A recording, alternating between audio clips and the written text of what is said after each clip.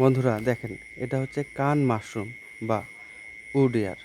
আদিবাসীরা খায়। আমি গিয়ে প্রথমবার দেখলাম, অভিজ্ঞতা হলো প্রথমবার। দেখতে চমৎকার, খেতেও হয়তো ভালো, যদিও আমরা কখনো খাইনি। আমি এটার নাম মোবাইলে সার্চ করে পেয়েছিলাম। এই যে মোবাইলে সার্চ করে পেয়েছিলাম যেটাকে বলা হয় উড এয়ার, মানে কানের মতো দেখতে। তাই যাই হোক, তারা রান্না করে দেখলাম বেশ আনন্দের সাথেই খেলো। আমাদের জন্য যদিও আলাদা ব্যবস্থা করেছিল। যেভাবে তারা পরিবেশন করে, সুন্দর পরিবেশ, এবং বাড়িটাও দেখতে খুব চমৎকার।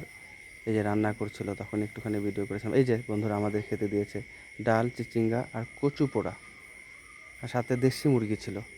চমৎকার রান্না।